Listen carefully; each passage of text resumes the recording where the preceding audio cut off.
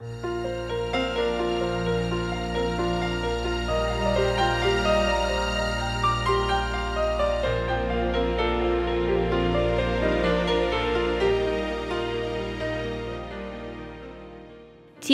жана анын шам чырагы. 8-бөлүм. Бекер алдыңарбы, бекер бергиле. Матай 18. Тип байкадыбы жокпу, Айтор анын үйүндө көп нерсе өзгөрүлүп калган эле. Леви айым дагы деле түйшүккө батып жүргөнү менен мурункудай көп ачууланбай калды. Анын жумушу да мурдагыдан азайып калган. Бала терметип, аны менен алек болуунун да кереги жок. Тиккенге да көп убактысы бар. Бирок ал кичинекей баласынын быйтыйган колдорун сагынып кетчү. Кээде ачуулана кыйкырып жибергени да эне жүрөгүндөгү кусаанын белгиси эле. Тип болсо баарын таң калтырып жатты. Андагы өзгөрүүнү эмнеге байланыштыраарын билбей, баарынын башы маң. Ар күнү эртең менен ашканага кирген Бечара апасы кумура толтура сууну жана от жагылып турганын, жарылып даяр турган бир кучак отунду көрдү. Керебетинин жанына келип, эпсиз колдору менен жаздыгын оңдоп берип жатканын көргөн атасы да ага абдан таң калчу. Байкуш оорулуу ата баласынын сүйүүсүнүн кичинекей далилин терең кубаныч менен кабыл алчу. Мурун анын уулу атасы жөнүндө таптакыр ойлочу эмес. Типтин өзүнүн Библиясы бар экенин үйдөгүлөрдүн эч кимиси билген эмес эле. Болбосо баардыгына себепкер болуп жаткан ошол эмеспи? Типке жол көрсөтүп жаткан, жашоодо кандай иш кылыш керектигин жана башкалардын кылган мамилесин кандайча таразалаш керектигин үйрөткөн да ушул болчу. Мария да байкесинин өзгөрүлүп калганын байкады. Анткени мурун ал керээли кечке эле Марияны шылдыңдаганды жакшы көрөр эле. Эми болсо ал байкесине таң калып бүтпөйт. Ал күн сайын эртең менен китептерин алып мектепке жөнөчү. Сабактан келе калып тапшырмаларын аткарып, өзүлөрүнүн чакан бакчасында иштеп, андан кийин мурда анын оюна да келбеген майда чүйдүү иштер менен алек болчу. Мария анын жашоосундагы өзгөрүүнүн себебин табуу үчүн анын баскан турганын байкай баштады. Бул жума сайын барган жекшембилик мектептин сабактардын таасири болуп жүрбөсүн? Мүмкүн. Ошентип, Мария сырдын түйүнүн чечиш үчүн кийинки жекшембиде аны менен мектепке барууну чечти. Аны далай жолу чакырышкан, бирок анын баргысы келчү эмес. Бирок бир ишембиде кечкурун терезенин жанында көпкө ойлонуп отурган кыз апасына кайрылып: "Апа, мага ийне жип берчи", деди. "Ийнени эмне кыласың?" деди апасы мискейдеги тамакты аралаштырып жатып. "Мен көйнөгүмдү жамайын дегем. Мага могу сызыкчаларга түспөлдөш жигип керек эле." Леви айым тамагын унутуп, кызын таң кала карап калды. "Мен сага канча жолу какшасам укчу эмес элең. Бу сен кандай эле көйнөгүңдү жамайм деп калдың? Мунун эмнеси таң калыштуу? Мен самтырап жүрө бергим келбейт. Шляпамдын лентасын дагы жууп үтүктөйүн дегем. Эртең жекшембилик мектепке барайын дегем. Мен алардын ырларын да көптөн бери уга элекмин." Леви айым нааразы боло тамагына барды. Ал өзү дагы жекшембилик мектепке барган учур болгон жана ал кийимдерин өзү даярдачу эмес. Анткени апасы кызынын дайыма жакшынакай кийиниши үчүн кам көрчү. Жип шуу салынган себеттен түспөлдөш жипти алып чыгып Марияга берди да: "Көйнөгүңдү жама, шляпаңдагы лентаны болсо мен тиги куртканы оңдоп жатканда кошо тигип коем", деди. Эми Мария апасына таң калып калды. Ал апам мага жардам берет деп эч ойлогон эмес. Жекшемби күн да келип жетти. Тип ойлонуп ары бери басып жүрдү. Ал таза жуунуп, кийим кечесин даярдап койгон. Көйнөгүн кечинде апасы жууп үтүктөп берген эле. Баары эле даярдай, бирок ал эмнегедир мектепке кетүүгө шашылган жок. Бурчта Мария чай чыныларды жууп жаткан. Тип ага көз кырын салып турган.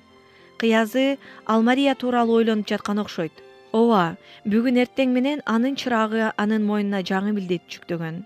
Бекер алдыңарбы, бекер бергиле. Ушул сөздөрдү окуп жатып ал бул эмнени билдирет дегендей токтоп калды. Бул сөздөр алгандарга карата айтылган. Ал болсо ошолордун катарында болчу. Анткени асман падышалыгындагы рахатты эсептебегенде да Кудай ага ушул акыркы жумаларда өтө көп нерсени берген эле. Бирок ал эмне бере алмак эле? Кимге? Кудайгабы? Жок. Тип Кудайга бир эле нерсени, өзүнүн жүрөгүн гана бере алмак. Ал болсо муну кылган. Бирок ал башка кимге эмнесин бере алат? Терезеге жөлөнүп алып, ал ушул тууралуу ойго батып кетти. Ошол учурда Ал Марияны көрдү. Ал Марияга бир нерсе бере алабы? Жок. Анда Марияга кубаныч тартуулай ала турган эч нерсе жок болчу. Бирок ал өзүн абдан бактылуу кылган нерсени карындашы менен бөлүшсө деле ага белек берген кетете эмеспи? Мисалы, ал карындашын жекшембилик мектепке эрişип барса, ал дагы Тип ээ болгон кубанычка ээ болуп калса кандай сонун болмок? Бирок ушул жерден ага бир жаман ой келди. Сен Марияны жекшембилик мектепке эрişип баргың келип жатабы? Элестетсең, Мария ал жактан эмнеге окшош болоорун? Анын оңчулуктуу бир көйнөгү жок. Балдардын баары аны шылдыңдап күлүшпөйбү? Ал баары бир сени менен барганга макул болбойт. Ошондуктан бара болбой эле кой. Тип Леви, деп жатты Авери буга жооп кылып. Сен коркок экенсиң. Кудай сага канча жакшылык кылганын көрүп билип туруп, Марияны балдардын шылдыңынан коркуп, мектепке эричитип баргың келбей жатат, Мен эричитип эле барам, деп кыйкырып жиберди Тип ичинен. Типтин бүгүн мектепке дароо эле жөнөп кете албай, ыргылжың болуп турушун себеби ушундай эле. Ал Марияга муну кантип айтышты билбей турган эле. Бирок Мария өзү жардамга келди. Тип, деп сурады ал. Силердин мектебиңерде ырдашат деген чынбы? Ооба, деп Тип кудуңдап кетти. Биз аябай сонун ырдайбыз. А эмнеге сурап жатасың? Мария оңтойсуздана көйнөгүн тартып койду. Мен дагы бир жолу ошол жакка барып көрсөмбү деп ойлогом. Тип аз жерден ушул кырк-шырык болгон көйнөгүң мененби? деп айтып жибере жаздады. Бирок уялганынан бети кыпкызыл боло, ички үндү тыңшап калды. Тип, сен коркоксуң. Сен карындашымды балдар шылдыңдашат деп коркуп жатасың. Анан ал үнүн кайраттуураак чыгарып, сени менен барам дегениңе мен аябай кубанып жатам. Мария, бирок тезирээк кийин. Биз кечигип калбайлы, деди. Ошентип эски көйнөгүн, көк лентасы бар шляпасын кийген Мария Тип менен жекшембилик мектепке жөнөдү. Аны жакшы кийинген кыздардын тобуна алып барып кошушканда, ал бир аз уяла түштү. Гольбрук мырза Типти чакырып, Эдуард, сен жекшембилик мектепке дайыма келип турмай болдуң да, деп сурады. Ооба, мырза. Анда сен мындан ары жаңы келген балдар менен чогуу отурбай эле койсоң болот. Бүгүнкү күндөн тартып мен сени өзүмдүн тобума кошом. Жетекчинин артынан классташтары отурган катарга бара жатып, Тип өмүрүндө биринчи жолу ушундай кубанычты сезди. Классташтарын көргөн Тип кызарып кетти. Орундуктун эң учунда жетекчинин уулу Фред Гольбрук отурган экен. Бул Типтин пикири боюнча бир нече күн мурун аны адилетсиз жазага дуушар кылган бала болчу. Тип анын жанына ушул жекшембилик мектепте да отургусу келбегенин сезди. Бул деген анын айыгышкан душманы болчу да. Бирок жетекчи жаңы окуучусунун орун алышын күтүп туруп турган. Отуруш керек эле. Ошондуктан Тип айласы жок Фреддин жанынан орун алды. Ал болсо сабак учурунда Типке эч кандай жолтоо болгон жок. Башында Тип жүрөгүнө толгон ызадан улам Гольбруктун сөзүнө кулак сала алган жок. Бирок ал Исанын айкаш-чыгачтагы азап чегүүсү тууралуу айта баштаганда, анын ызасы тарап кетти. Жетекчи айтып берип жаткан аңгеме аябай жакшы, аябай курч болгондуктан жүрөктүн тереңинен орун алып жатты. Балдар тарагандан кийин жетекчи Типти билектен алып, «Досум, сага бүгүн эмне болгон?» деп сурап калды. Тип кызарып кетти. «Эч нерсе эмес, мырза, эч нерсе эмес, жөн эле. Мектептен Фред экөөңөр урушуп кеттиңер беле?» «Ооба, мырза», деп жооп берди Тип кайраттуу жетекчинин байкап калганын билип. «Эдуард, мага эмне болгонун айтып берчи. Мен кагаз ыргытпасам деле ал мени ыргытты деп айтты. Мени болсо мугалим бул үчүн жазалады. Сенин ыргытпаганың чынбы?» «Чын, мырза, мен кагаз ыргыткан эмесмин». «Сен ошондо мен ыргыткан жокмун деп айттың беле?» «Мен бир нече жолу айттым, бирок ал Тип ыргытканын көрдүм деп айтып жатты». «Эдуард, сен мурун калп айтчу эмес белең? Сен сөзүңө ишенүүгө болобу?» Тип башын төмөн салды. Анын эриндери титиреп кеткен эле. Бирок бир аздан кийин ал акырын, «Мен көп калп айтчумун. Бирок ошондо мен калп айткан эмесмин. Мен эми дайыма чындыкты айтканга аракет кылам. Кудай муну билет. Мен дагы муну билем», деп улап кетти Гольбрук мырза мээримдүү. «Фреддин жаңылышып жатканын да билем. Сен ага аябай ачууланып жатасыңбы? Мага айтчы, сен ушул жаман сезимди жеңе аласыңбы?» Тип башын чайкады. «Ал үчүн мени жазалашты. Мен деген эч нерсе кылган эмес болчумун да. Бирок ойлонуп көрсөң, Эдуард, эгер Иса дагы сага окшоп, ага туура мамиле кылгандарды гана кечирген болсо, сен кандай деп ойлойсуң? анда ал сени кечирмек беле? Тип унчуккан жок. Ал бул тууралуу эч качан ойлонуп көргөн эмес.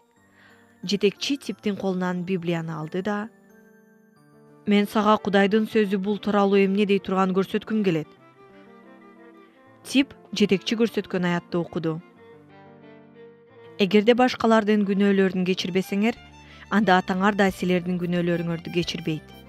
Жетекчи Типке китебин кайтарып берди. Ары басып кетти. Жетекчи Тип менен сүйлөшүп жатканда Мария жалгыз турган. Бирок ал байкесин күтүп турган эмес. Ал балдардын шылдыңынан чоочулап, элдин артына кетүү үчүн четте жалгыз турган эле. Биринчи жолку үчүн бул абдан жаман таасир эле. Ал мугалимдин айткандарынын көбүн түшүнгөн жок. Анан калса, кээ бир кыздар жаман көз менен карай берип, аны оңтойсуз абалга калтырып жатышты. Ага ыр эле жакты. Эки бир тууган мектептен чогуу чыгышты. Балдар тарап кеткендиктен экөө эркин басып келе жатышты. "Мария, кандай, сага жактыбы?" деп сурады Тип. "Аябай жакты деп деле айта албайм", деди Мария. "Менин жанымда шаардагы эң түрүү суук кыз отурду. Ал менин көйнөгүм менен шляпамды шылдыңдагансып эле карап жатты. Мен ал кызды жек көрөм." Эми Типтин көңүлү түшүп калды. Эмне? Ал Марияны мектепке ушул үчүн ээрчитип келди беле? Сен бүгүн пастордун Ыйса жөнүндө, ал баарын сүйө турганы жөнүндө жана баары аны сүйүшүн каалай турганы жөнүндө айтканын уккан жоксуңбу? Ал биз үчүн өлгөн да. Мен эч нерсе уккан жокмун. Мен отуруп алып, мугалимибиздин көйнөгүндөгү топчуларын кечке санап отурдум. Анын көйнөгүнүн алдында, капталында, бардык жагында топчулары бар экен. Ошону менен сөз бүттү. Тип карындашына эч кандай жардам бере албаганы жөнүндө жана өзүңө болгон чоң кубанычты башка бирөө менен бөлүшүү анчалык оңой иш эмес экендиги жөнүндө ойлонуп келе жатты. Гольбрук мырза үйүнө келип, Фредди кабинетине чакырды. "Фред, мектепте Леви экөөңөрдүн ортоңордо эмне болуп кетти?" "Андай деле эч нерсе болгон эмес, ата." "Эмне? Тип сага даттандыбы?" "Фред, Эдуардтын кагаз ыргытып жатканын сен көрдүң беле?" "Ооба, көргөм." "Сен өз көзүң менен көрдүң беле?" "Ооба, өз көзүм менен эле көргөм." "Иши кылып мен башымды көтөрсөм, кагаз учуп келе жатыптыр." Кагаз Тип тараптан учуп келе жаткан жана анын колу өйдө көтөрүлүп турган болчу. "Сен бул тууралуу сураганга чейин мен Тип эле ыргытты деп ойлоп жаткам. Бирок сен эми мүмкүн анын кошунасы ыргыткандыр дегенди жокко чыгарбайт болушуң керек." "Билбейм. Мен бул тууралуу ойлонгон эмесмин. Балким аны Александр Пальмер ыргыткандыр. Ал Типтин жанында отурган." "Фред, мен болсо ушул жолу сен адашып жатканыңа жана Эдуард бул жолу чынын айтканына бөркүмдөй ишенем. Мен эмнеден улам мындай жыйынтыкка келгенимди билесиңби? Менин оюмча, Эдуард бир аз убакыт мурун түбөлүк өмүргө алып бара турган кууш жолго түшкөн көрүнөт. Бирок айта кетчү дагы бир нерсе. Бул нерселер тууралуу жакшылап ойлонуп көрчү. Эдуард Левинин туура жолду көрсөтүп, жардам бере турган эч кимиси жок болсо да, жүрөгүн Ыйсага тапшырды. Ал эми төрөлгөндөн тартып күнү түнү жан дили менен сыйынып келе жаткан менин уулум ушул кезге чейин Кудайга кайрыла элек." Ушул окуядан көп өтпөй Фред менен Том мектептен чогуу чыгып келе жатышкан эле. Том досун биздин үйгө бар деп көндүрө албай жаткан. Фред Типти көрө калып: "Тип! Тип, Леви, кой турсаң? Мен сен жака барам, кой турсаң?" деп кыйкырып жиберди. Тип уккан кулагына ишенбей, душман катары көрүп калган ушул баланын менде кандай жумушу бар деген сип түшүнө албай токтоп калды. Фред бетке чабар, чечкиндүү бала болчу. Ал бир нерсени чечишкиси келгенде, аны кийинкиге калтырчу эмес. Ал дароо эле: "Тип, билесиңби? Мен баягыда мугалимге кагазды сени ыргытты деп айтпадым беле? Ошондо сен ыргыткан эмес белең. Мага сен ыргыткандай сезилген." "Ооба, мен анда ыргыткан эмесмин. Атам мага Тип ыргытпаптыр деп айтты. Бирок мен чындыкты эле айтып жатам деп ойлогом. Ушундай болуп калганы үчүн мен өкүнүп жатам. Эгер кааласаң, мен балдарга жана мугалимге сен эмес экендигин айтам. Анын ордуна сени жазалашкан ошол суу жүрөк ким экендигин табышсын." Тип бир аз бушайман болуп турду да, анан: "Болору болду да. Мен аны кайрадан эстегим келген жок", деди. "Кызык экенсиң", деди Фред акырында. Алар бири-биринин колун катуу кысышып, Тип кубанган бойдон үйүнө бет алды. Бүгүн мугалим аны мактады. Сабактар да жакшы болду. Эми болсо анын кулагына Фреддин: "Атам мага Тип ыргытпаптыр деп айтты", деген сөзү жаңырып жатты. Демек, Гольбрук мырза анын сөзүнө ишенген турбайбы? Типтин жүрөгүндө ага буга чейин чоо чун болгон өзүнө ишенүү сезими пайда болду.